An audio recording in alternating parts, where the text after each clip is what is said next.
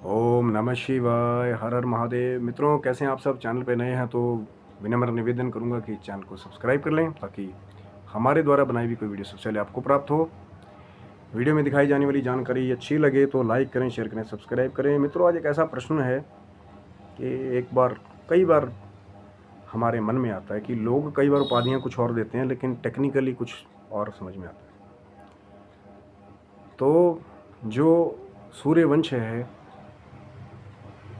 जिसमें श्री रामचंद्र जी का जन्म हुआ, तो लोग उसको क्षत्रिय कुल का बताते हैं। लेकिन आज एक ऐसी चीज़ के बारे में बात करने जा रहा हूँ। हो सकता है कि मेरी धारणा कुछ गलत हो, या जो प्रश्न मेरे मन में आया आपके समक्ष भी रख रहा हूँ। कोई विद्वान हों जो उसका तर्क दें तो उनका हम सम्मान करते हैं कि हमें भी और ज्ञान के साथ उन्नत करें। इसमें कोई बड़ाई छोटाई नहीं है कि हमारी तो कोशिश ही रहती है कि और ज्ञान मिले जो हमारे से भी ज़्यादा वृद्ध हैं, ज्ञानवान हैं। अभी हम तो छोटा छोटा हमें देखना शुरू किया हमने ज़िंदगी को, लेकिन कई ऐसे प्रकांड विद्वान हैं जिन्होंने घाट घाट का अमृत स्वरूपी जल पिया है और साधनाएं की हैं। तो उनके लिए भी ये खुला हुआ है कि जो चर्चा आज मैं करने वाला हूँ, जो प्रश्न मेरे मन में है, तो शायद वो उनका और अच्छे से उत्तर दे सके। तो प्रश्न ये उठता है कि जब सृष्टि का पहले जब संचार करने की ब्रह्मा जी के अंदर एक ड्यूटी दी गई कि आप सृष्टि करें, तो ब्रह्मा जी ने पहले अपने 9 मानस पुत्रों को पैदा किया, जैसे अंगीरा, पुलत्स्य, पुलह, कर्तु और भृगु जी, और भी महर्षि मरीचि जैसे उत्पन्न हुए, कहीं नारद जैसे ऋषि उत्पन्न हुए, कश्यप जी जैसे ऋषि उत्पन्न हुए, जो जिनसे ही आगे चल के, अगर मैं गलत नहीं हूँ, कि 36 ब्राह्मण के जो गोत्र कुल चले आ रहे हैं उनसे आगे वंशावली बढ़ी। हो सकता है कोई और भी उठ के आके कह दे भैया एक ब्राह्मण कुल हमारा भी है, हमारे बारे में लोग बात नहीं करते, तो उनका भी स्वागत है, कोई बात नहीं। जो जितना ज्ञान अल्प मेरे पास है मैं उसको शेयर करने की कोशिश कर रहा हूँ।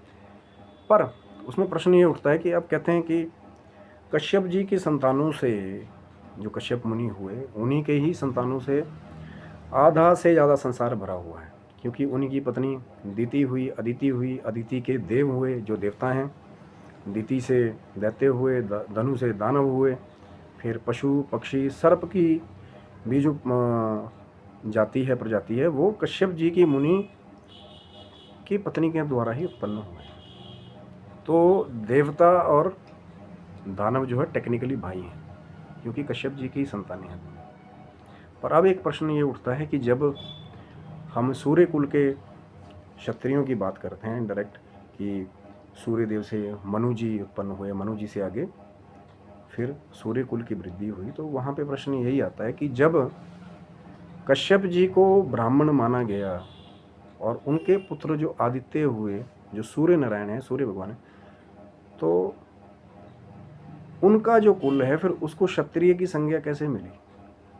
प्रश्न है भाई, मैं डिक्लेरेशन नहीं दे रहा हूँ, ये प्रश्न मेरे मन में भी उठा कि जब कश्यप जी खुद ब्राह्मण हैं, उनके पुत्र सूर्य नारायण ब्राह्मण हैं, तो उनके जो आज्ञा कुल हुआ, जो मनु हुआ, उसमें फिर इक्ष्वाकु हुए, अम्बरीश हुए, श्री रामचंद्र जी हुए, दशरथ जी हुए, तो वो क्षत्रिय लेबल कैसे लगा उनके ऊपर? ब्राह्मण कुल में उनकी गिनती क्यों नहीं हुई? प्रश्न है। मैं अल्प बुद्धि हूँ, हो सकता है इसका उत्तर किसी और ज्ञानवान विद्वान के पास हो, और क्योंकि तर्क टेक्निकली तो यही कहता है कि जो मनु की जो, अब कई आते हैं कि सारे ही जो हमारी पृथ्वी है वो मनु के वंशज हैं। ऐसा नहीं है। कश्यप जी से, मैंने जैसे आपको बताया, ब्रह्मा जी से 9 मानस पुत्र, फिर कश्यप जी भी उनकी संतान है। कश्यप जी से आदि से ज़्यादा सृष्टि भरी हुई, आधे से ज़्यादा आपको कश्यप जी के गोत वाले मिलेंगे।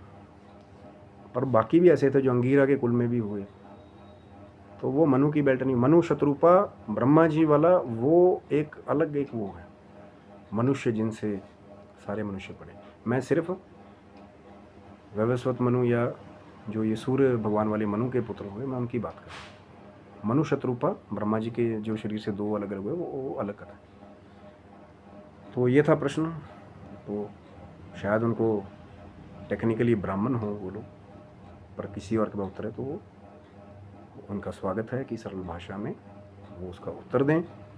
और वीडियो आपको अच्छा लगा होगा तो लाइक करें, शेयर करें, सब्सक्राइब करें। शायद इस पर चर्चा आगे भी होगी। तब तक के लिए आप स्वस्थ रहें, मस्त रहें। भगवान शिव जी की, माँ जगदम्बा की कृपा आपके सारे परिवार पर बनी रहे। हर महादेव शंभू। जय श्रीमन नारायण।